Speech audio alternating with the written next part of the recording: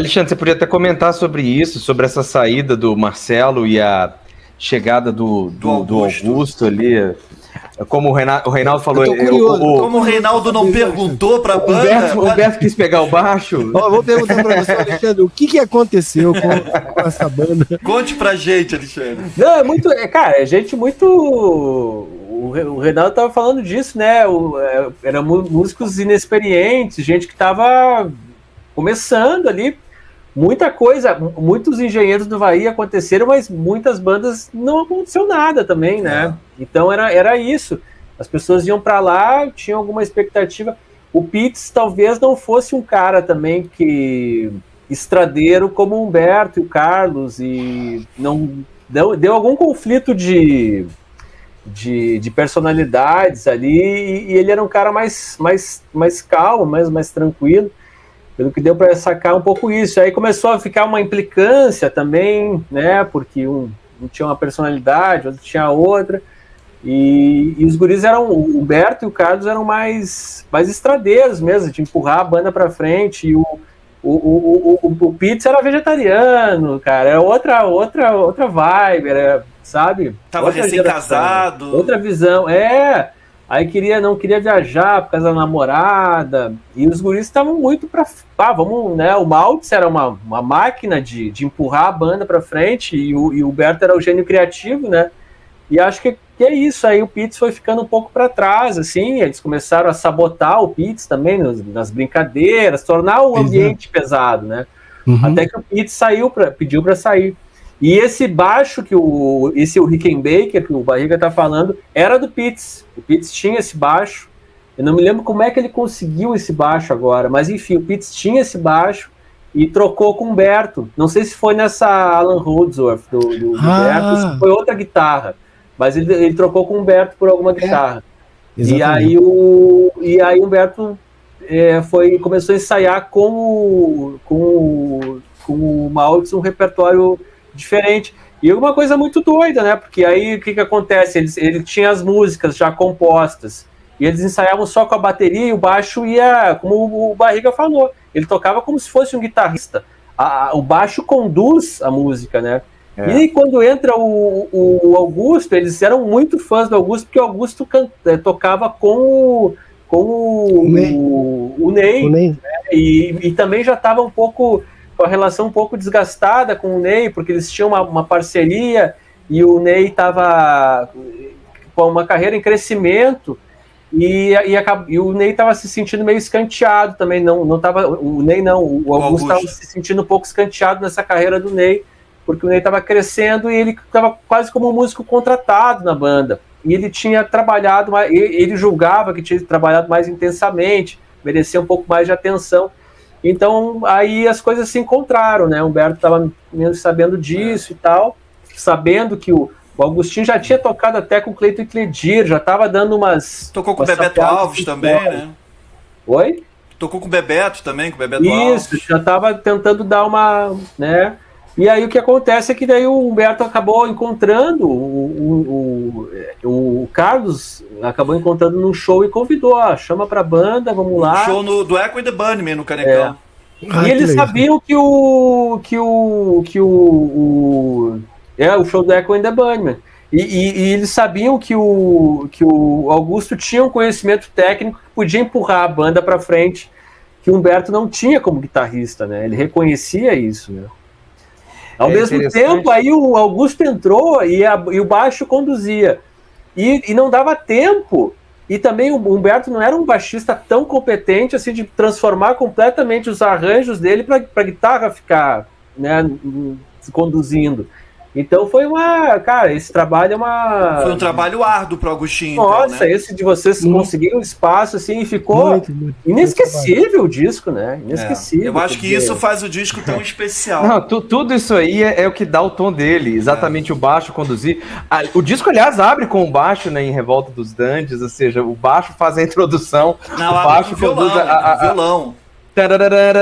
Isso é baixo. Então abre com o baixo, depois vem o baixo conduzindo o Revolta dos Dandies, e aí ele faz aquela linha arpejada, ou seja, ele conduz a música toda, tipo, a música é minha, tô dominando aqui, você faz os violões e a gaita. Infinita Highway foi um negócio inacreditável. Eu falava, cara, como é que você consegue?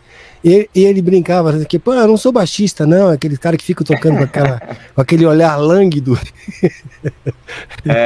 E cantando ao mesmo tempo. Do palco, né? E tocar e cantar o Infinita Highway. No Infinita Highway ainda tem uma coisa legal do arranjo, Reinaldo, que quando o baixo é bem agudo, mas quando a guitarra sola, ele vai pro grave no baixo. Então a guitarra... Vamos deixar pro faixa-faixa. Mas a guitarra e o baixo, eles vão dançando na faixa, assim, de uma forma muito bonita. Era bem legal tentar tocar o Infinita Highway no baixo, eu tentei ser baixista uma época. Mas eu queria só falar uma coisa pro Alexandre e pro Reinaldo, porque eles falaram dessa coletânea do Rock Grande do Sul.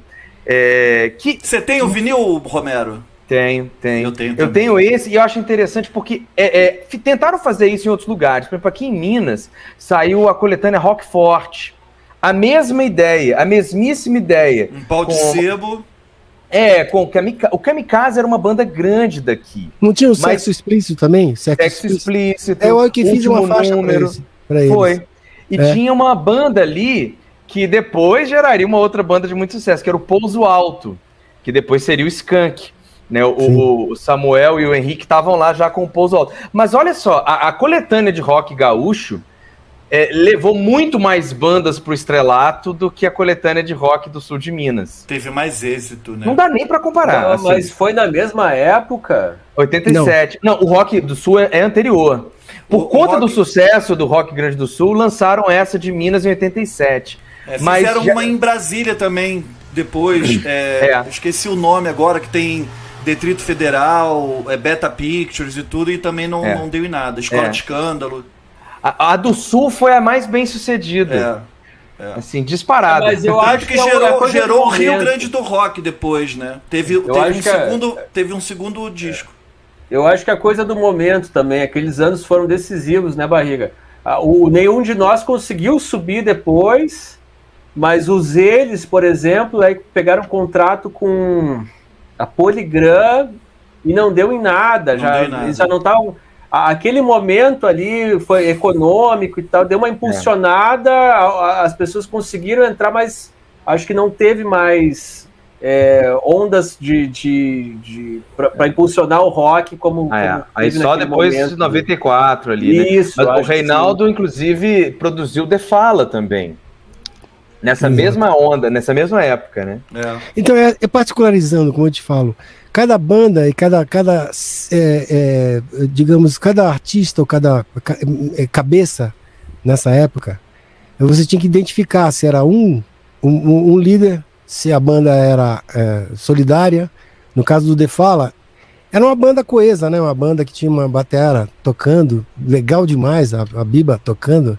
Então, aquilo dava um frisson na produção, tá? E tinha um contraponto, que era o Educar, né? Então, assim, era muito legal. E tinha, era uma banda muito competente. A banda The Fala era muito profissional, era muito competente. Era pesada. O baixo do Flu, como é que era o nome dele? Flávio, e do Castor. O Castor era, cara, a banda deles, eu tive por ocasião, acho que em 2018, antes da pandemia, eles fizeram um festival no Sul chamado Poa do Rock, e eu fui convidado, né, tipo, tipo, eles me deram uma placa, uma comenda da prefeitura de Porto Alegre. Eu fiquei todo orgulhoso.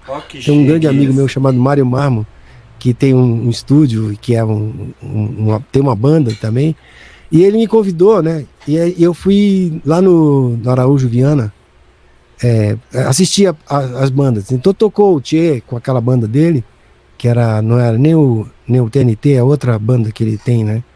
Não sei como é que é. Cabeletes, talvez. Isso, eles se juntaram.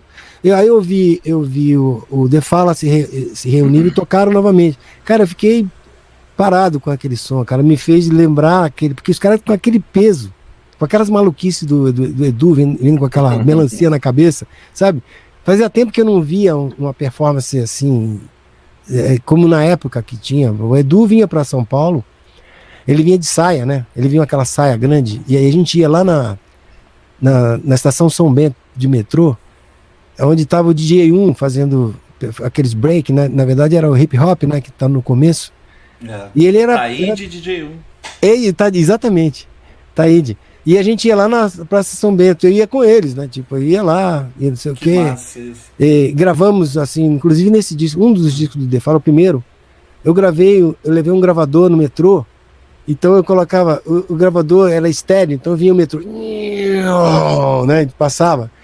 E ele tinha a ideia deles, né? E eu segurava a onda na gravadora, porque assim, eu era a gravadora era os bandidos, eles eram os mocinhos, então eu ficava sempre ajudando os caras para que eles pudessem se desenvolver, né? A gravadora ela ouvia depois da história. Depois pronto.